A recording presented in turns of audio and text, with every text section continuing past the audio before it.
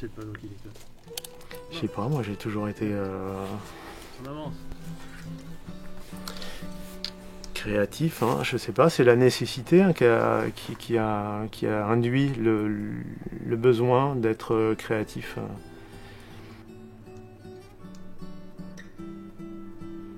C'est une dimension voilà, qui est importante pour communiquer, quoi. Je crois que après la politique, il n'y a plus que la poésie hein, qui puisse avoir un impact suffisant.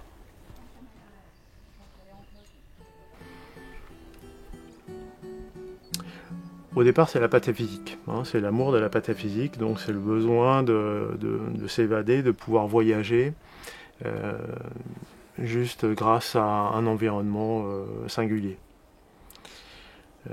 C'est cette impression qu'on a quand on est au cinéma et que d'un seul coup on sort de son corps et qu'on va vivre et vibrer avec les acteurs, on oublie sa situation dans le fauteuil et d'un seul coup on est transporté, quoi. C'est ce que j'ai cherché à partager comme sensation à travers le théâtre de rue et aujourd'hui à travers ce décor voilà, que tout le monde peut expérimenter. C'est une façon de voyager, quoi. Donc dans un climat hyper anxiogène comme aujourd'hui où on nous parle que de problèmes, je trouvais ça important de partager l'espoir d'un habitat confortable dans un monde post-pétrole et post-nucléaire. Voilà, je crois que j'ai trouvé ce qu'il me fallait.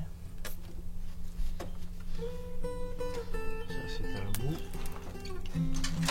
un bout de bus, de rampe de bus là, hein, des rampes qui servent à monter dans les bus. Donc les bus sont réformés du transport en commun. Au bout de 25 ans, ils n'ont plus le droit de faire du transport en commun. Donc ici, on les recycle pour en faire autre chose. Est-ce que ça rentre? Ça devrait pouvoir rentrer.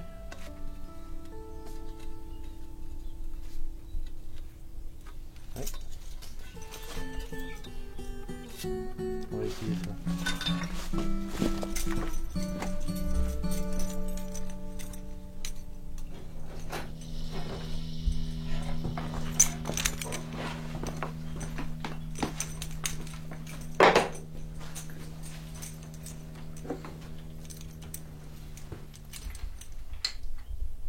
Ici, on n'a pas de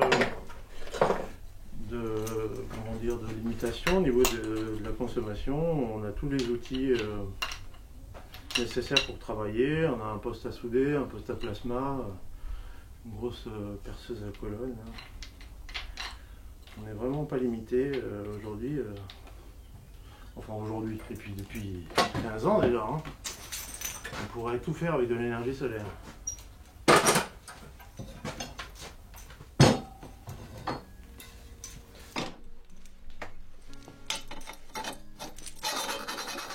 C'est vrai qu'à l'école j'étais un petit peu distrait, je préférais dessiner des épées, des armures plutôt que d'écouter les professeurs. Et à partir du moment où j'ai eu mon premier poste à souder que mon grand-père m'a donné quand j'avais 17 ans, j'ai pu réaliser ce que j'avais dessiné pendant toute ma scolarité. Et j'ai commencé par là, voilà. J'ai commencé par faire des épées, des armures, puis après j'ai fait des costumes, puis des costumes j'ai fait des tentes, et puis des tentes c'était des habitats sympas mais trop éphémères, donc j'ai fait des remorques pour pouvoir transporter les tentes, et puis des remorques j'ai fait des camions aménagés, et puis des bus aménagés. Donc voilà, c'est l'histoire de mon inspiration que je t'avais racontée. Tant qu'on ne verra pas les déchets comme une ressource, on s'en sortira pas.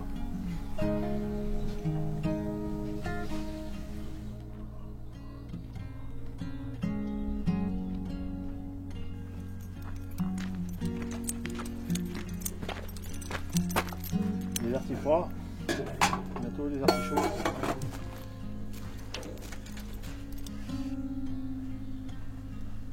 La permaculture, c'est de l'ingénierie éthique. Voilà. Il n'y a pas besoin de 2 jours pour expliquer ce que c'est. Ça s'explique en 2 mots. C'est de l'ingénierie qui a une dimension éthique. Donc, moi, j'ai essayé de trouver l'équilibre. Donc, il ne s'agit pas de se passer d'énergie, il s'agit d'utiliser l'énergie qui serait soutenable à l'échelle de 7 milliards d'individus. Oui, le soleil, il produit chaque heure l'équivalent de ce qu'on produit, de ce qu'on consomme pendant une année, quoi.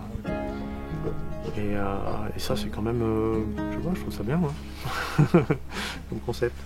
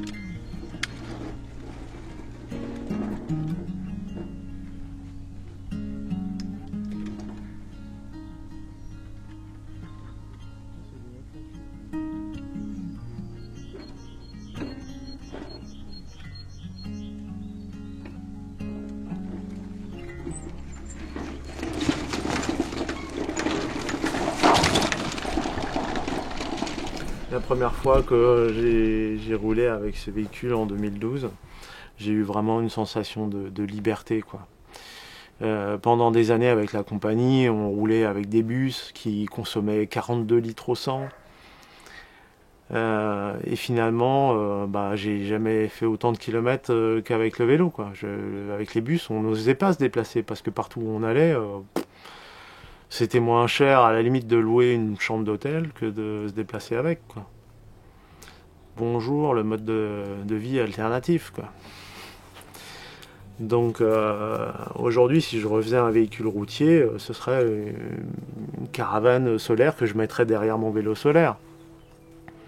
Parce que oui, j'ai fait beaucoup plus de kilomètres avec ce véhicule qu'avec tout autre véhicule, quoi. J'ai voyagé beaucoup plus.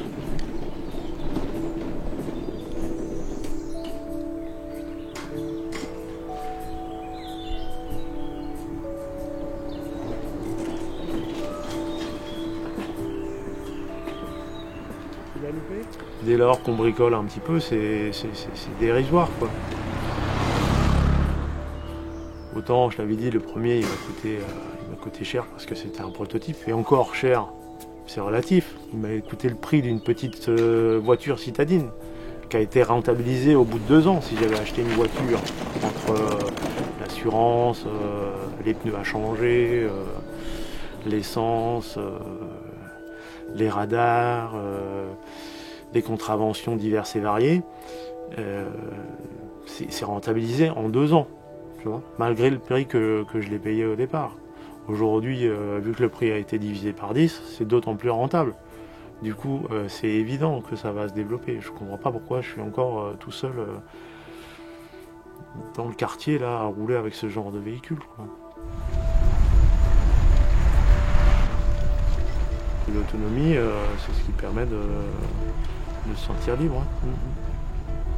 Pour les extrémistes de la décroissance, c'est pas de la low-tech parce que ça reste quand même des énergies solaires, du lithium, ceci, cela.